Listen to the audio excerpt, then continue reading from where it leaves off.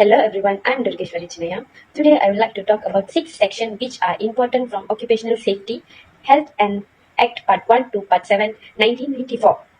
First section, Section 15, General Duty of Employers and Self-Employed Person. This is refer, every employer, including self-employed persons, has a duty to ensure, so far as is practicable, the safety, health and welfare for all its employees at work. Next, the Act also make arrangement for the safe use, operation, handling, storage and transportation of suspects. Next, the section also make arrangement for the safe use, operation, handling, storage and transportation of substance. Section 15 General Duty of Employers and Self-Employed Person also provide information, instruction, training and supervision. It shall be the duty of every employer and every self-employed person to prepare and revise a written statement on S&H policy arranged for the time. Second, arrange for the time being in a force in carrying out the policy. Third, bring the statement and any revision of it to the notice of all his employees. Third, bring the statement and any revision of it to the notice of all of his employees. Second is Section 24, Duty to prepare safety and health policy. This is because the policy sets rules and responsibility for safety and health, reducing uncertainty and promoting responsibility. Employees who understand their unique task are more able to take action to preserve a safe working environment. Next, this section also can comply with any instruction or measure on occupational safety and health instituted by his employer on any other person by or under this act or any regulation made thereunder. Actually, a health and safety policy is a document outlining an organization's a commitment and approach to managing health and safety in the workplace. The policy is ultimately signed off by the person of the head of the organization. Third section is Section 39.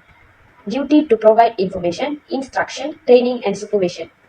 This section refers to a specific part of occupational safety and legislation of regulation that outlines the responsibilities of employers in the terms of providing information, instruction, training and supervision to ensure the safety and well-being of employees in the workplace. This also duty to provide information. The employer must provide employees with information about the hazard and risk associated with the work. Lastly, practical implementation. Conduct regular work risk assessment to identify and address workplace hazard. Thank you. Section 29. Accident. Incidents resulting in death, serious injury or incapacity for more than 4 calendar days. For example, a fall from height causing a broken bones, machinery-related injuries or electrical shocks resulting in serious harm. Next is dangerous occurrences. Incidents that have the potential to cause serious harm but may not result in immediate injury. For example, near-miss incidents like the collapse of scaffolding, explosions, chemical spills or fire outbreaks. Occupational poisoning, exposure to harmful substances at the workplace leading to poisoning. For example, inhalation of toxic fumes, inhalation hazardous chemicals or prolonged exposure to harmful substances like asbestos or lead. Next is occupational diseases. Diseases contracted due to the nature of the work or workplace conditions. Respiratory diseases from inhaling dust or fumes, skin condition from contact with irritants or repetitive implanted. Finally, written report provides a detailed account of the incident for further analysis and record keeping. Must include comprehensive details such as date, time, and location of the incident. Description of what happened, including how the incident occurred and the immediate aftermath. Information on affected individuals, including their names, job titles, and the nature of their injuries or illness. Immediate actions taken to address the incident and any emergency measures implemented. Section 13. General duties of employers. Employers are required to ensure that the workplace is safe and does not pose any health risk to employees, which include maintaining the premises in a safe condition and ensuring that the layout and condition of the workplace do not create hazards. Employers to take appropriate measures for the safe use and handling of materials, equipment, and substances used in the workplace. The workplace has to providing guidance and training on the safe handling of hazardous materials and ensuring proper storage to prevent accidents, spills, or exposure to harmful substances. By implementing procedure for the safe transport of dangerous goods within outside the workplace, employers must provide employees with the necessary information, instruction, training, and supervision to ensure their health and safety. For example, informing employees about potential hazards in the workplace. Workplace should providing training on how to perform tasks safely and use equipment correctly, and also supervising employers to ensure that safety protocols are followed correctly. Next is Section 29. The committee investigates all workplace incidents including accident, near misses, and reports of occupational disease. Investigate aim to determine the root cause incidents, identifying factors such as equipment failure, human error, or inadequate safety measure. The committee plays a crucial role in educating employees about workplace safety. It organizes training sessions, workshops, and safety drills to reinforce the importance of adhering the safety. Hello and Assalamualaikum. My name is Nurul Achra binti Abdul Rahim. My matter number is 42230032241. I want to explain about workplace safety incident in Malaysia. We got two incidents. Incident 1, lift maintenance accident in Penang. On the date 26 December 2023 by location at Jalan Burma Jostown in Penang. About the detail of this accident, that technician R. Dinesh Kumar killed during lift maintenance where his head was crushed by the lift door.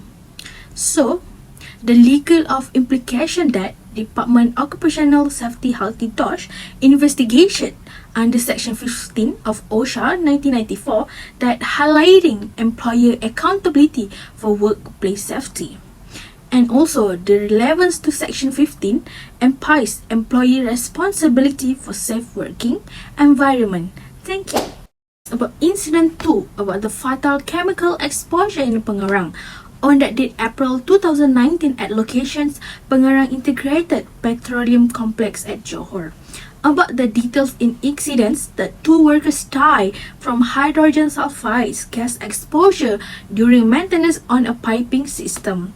So, beside that, the legal implications, scrutiny under OSHA sections 13 and 24 for ensuring safe conditions and establish a safety and healthy policy. And beside that, the relevance to sections 13 and 24 that highlighting the needs for safe material handling, conditions, and comprehensive safety policy. On the key that takes away marks, this is incidents underscore the critical importance of strict adherence to OSHA 1994 regulations. And also, employers must prioritize safety protocols, routines maintenance, and hazards control to prevent tragic accidents. Lastly, enhance that enforcement and compliance with OSHA regulations are imperative to mitigate workplace hazards and ensure worker safety in Malaysia. Thank you. Hi, my name is Nur Hafiza. For me, what is present a risk assessment involves in fighting potential hazard in the workplace and assessing the security risk management should regularly inspect the workplace to uncover new potential hazard. Once identifying the should evaluate the likelihood of the accident according to the potential severity of the concurrency and the frequency and duration of employee exposure to this hazard. Its proactive approach can lead to trade safety compliance and enhance monitoring, especially in high-risk industry, as evidenced by accident. 2. We thus look immediately action to enforce safety protocol.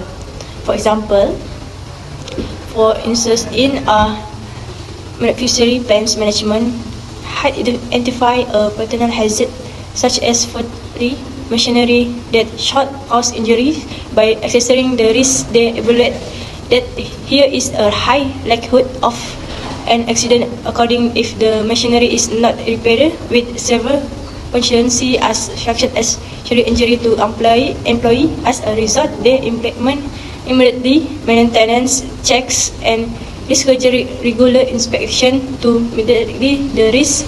Following a similar accident, Dodge made frost extreme compliance measures and increased monitoring to ensure such hazards are properly addressed, thus preventing future accidents. That's all. Thank you. Assalamualaikum. My name is Sarah Shazana and my metric number is 422-300-3091. I'm going to talk about control measures. Control measures have 6 elements. First one is elimination or substitution. Management should aim to eliminate hazards or substitute them with safer alternatives. For example, replacing hazardous chemicals with less toxic substances. Next is engineering controls. Engineering controls protect workers by removing hazardous conditions or by placing a barrier between the worker and the hazard. Examples include local exhaust ventilation to capture and remove airborne emissions or machine guards to shield the worker. Third one is administrative controls. Administrative controls are change input procedures to reduce the duration, frequency, and severity of exposure to hazardous chemicals or situations. Administrative controls include work practice controls, which are intended to reduce the likelihood of exposure by changing the way a task is performed. Next is personal protective equipment. Personal protective equipment, commonly referred to as PPE, is equipment worn to minimize exposure to hazards that cause serious workplace injuries and illness. These injuries and illness may result from contact with chemical, radiological, physical, electrical, mechanical, or other workplace hazards. Provide appropriate PPE such as helmets, gloves, goggles, and safety shoes to employees to protect them from potential hazards. Number 5 is emergency preparedness. The term refers to the steps you take to make sure you are safe before, during, and after an emergency or natural disaster. These plans are important for your safety in both natural disasters and man-made disasters. Examples of natural disasters are floods, blizzards, tornadoes, and earthquakes. Last one is safety committees. Safety committees bring together management and workers to help create and maintain a safe workplace. According to the law, every factory or industrial establishment where 50 workers or more are employed should have one. However, a safety committee can also be set up in factories with less workers. That's all from me. Thank you. Assalamualaikum and hi everyone. My name is Nu'atira binti Muhammad Fauzi and my student ID is 422-300-461. I'd like to talk about preparation practice that management can implement on a daily basis to prevent similar incidents from reoccurring in the near future. First, daily safety check and risk assessment. Management should establish a routine practice of conducting daily safety check and risk assessment across all work areas, equipment, and processes. By implementing this proactive measure, potential hazards can be identified early and corrective action can be taken promptly to mitigate risks. Daily safety inspection should focus on critical areas such as machinery safety system, emergency response protocols, personal protective equipment PPE, availability, and adherence to safety procedures. The management should encourage employees at all levels to actively participate in safety check and risk assessment, fostering a culture of shared responsibility for workplace safety. By empowering employees to report safety concerns, near-miss incidents, or hazardous conditions, potentially risks can be addressed effectively to prevent accidents and injuries. Regular risk assessment enables management to stay informed about changing work conditions, identify emerging hazards, and implement necessary control to enhance overall safety performance. Second, continuous safety training and awareness program. Management should prioritize daily safety training sessions and awareness programs to educate employees on proper safety practice, hazard recognition, and emergency response procedures. Interactive safety training should cover relevant topics such as equipment operation, chemical handling, safe working practice, and the importance of following safety protocols. Regular safety briefing or toolbox talk can also serve as a valuable platform for reinforcing key safety messages and addressing specific safety issues or trends.